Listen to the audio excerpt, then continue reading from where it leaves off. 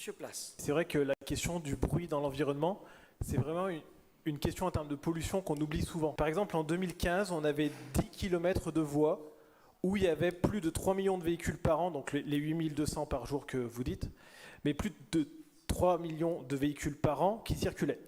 Et là, en 2024, on est à 18 km de voies où il y a 3 millions de véhicules qui circulent. Donc ça veut dire que concrètement, mine de rien, le trafic a augmenté. Et globalement, là, maintenant, actuellement, on considère que 1466 personnes ont une forte gêne, en tout cas dans le rapport, 1466 Rouennais ont une forte gêne vis-à-vis du bruit, 332 ont des fortes perturbations du sommeil.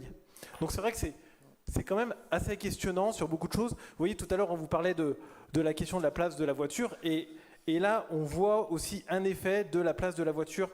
Sur les 10 ans, en fait, pour moi, c'est pas désolé, mais le compte n'y est pas. Alors, je n'ai pas, comme vous, et sûrement à tort, donc examiné dans le détail. Donc, c'est les chiffres que vous évoquez, donc je ne les conteste pas du tout. Hein. On partage tout à fait le fait que, effectivement, la nuisance sonore est une pollution et qui peut bien évidemment affecter de façon importante, voire même grave, donc des personnes. Après, je pense qu'il faut aussi relativiser. Nous sommes à Roanne. Moi, j'ai été étudiant à Lyon. J'avais des amis qui habitaient avenue Berthelot. Le passage des trains. C'est pas moi, c'est les autres. Oui, les autres.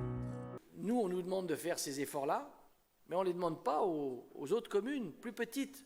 Oui, les autres. Voire même aux villages. C'est pas moi, non, c'est... Le ministre de l'Intérieur... Il dit comme ça. Tout le temps, il dit comme ça, il dit... Les autres. 2 personnes dans une Fiat 500 à Barthes ou je ne sais quoi, qui ont fait crisser les pneus, on a cru qu'ils étaient en Ferrari, quoi. Et puis les autres. Monsieur Place. La question, elle est pas évidente à régler, on en convient, mais la question de se dire, il y a 3 millions de véhicules qui passent dans une rue, et simplement, on va essayer de descendre ce chiffre-là. C'est un vrai, vous voyez, c'est pas supprimer toutes les voitures, mais c'est vraiment descendre ce chiffre-là parce que derrière, on gagne en qualité de vie dans la ville, on gagne en qualité de santé pour les habitants. En fait, c'est pas rien. On parle de santé pour les habitants. Et pour continuer un petit peu, quand même, vous dites que vous allez faire des choses, mais je vous jure que sur ce rapport, il y a peu de choses, soit ni nouvelles qui sont proposées. En fait, il y a peu de choses qui sont proposées. On est dans des poursuites de choses qui, manifestement, depuis 10 ans, ne fonctionnent pas. Et voilà, donc la vraie question, c'est... Et puis, le vélo reste dangereux à Roanne, mine de rien. Les bus ne sont pas assez fréquents, etc. Donc, en fait, il y a plein de questions à penser. S'il y a 3 millions de personnes qui descendent le Faubourg Clermont par an, eh ben, peut-être qu'il y a quelque chose à mettre en place pour que ces 3 millions de véhicules puissent diminuer. Et encore, je ne parle que du Faubourg Clermont, parce qu'en fait, on a une liste longue comme le bras des rues qui sont considérées, l'avenue de la Marne, l'avenue du Polygone, le boulevard Baron du Marais, le boulevard du Cimetière, etc. Je ne vais pas toutes vous les lire, mais on a vraiment énormément de rues qui n'étaient pas considérées sur les 3 millions.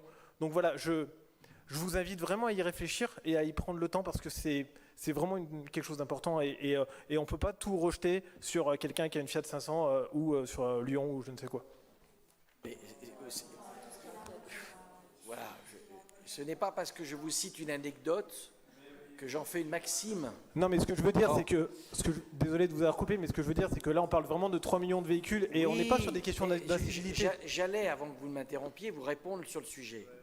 La question est de savoir que font ces 3 millions de véhicules.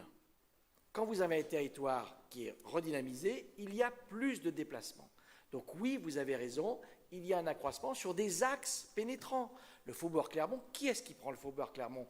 Ce n'est pas ceux qui habitent et qui prennent leur voiture pour aller de la place des Cerisiers à la rue Rouget de Lille.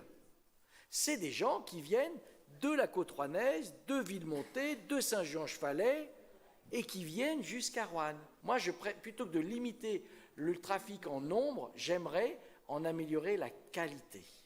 Monsieur Besson. Vous ne pouvez pas voter ce rapport, hein, je pense.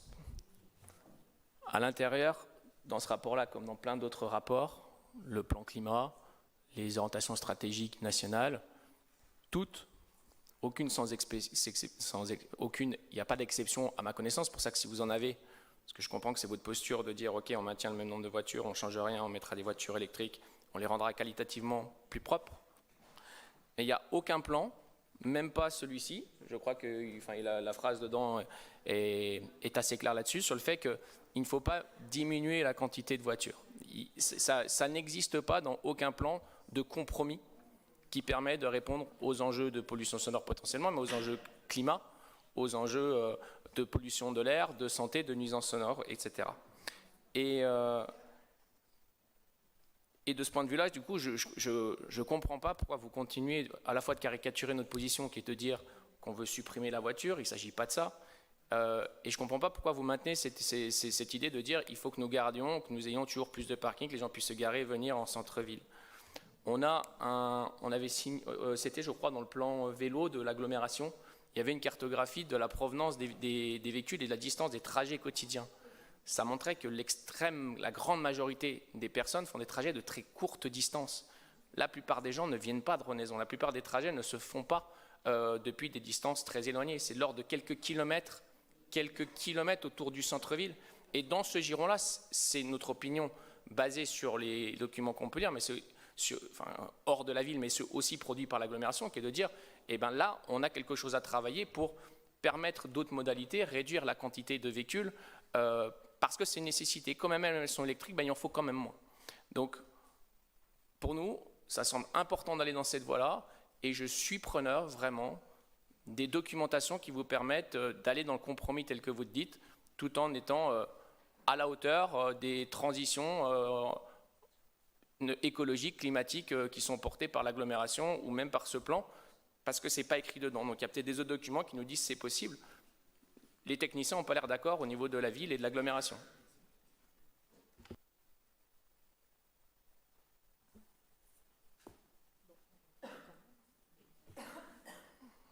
Bon, on votera contre ce plan au regard de la continuité d'augmentation des nuisances sonores qui conduit à générer.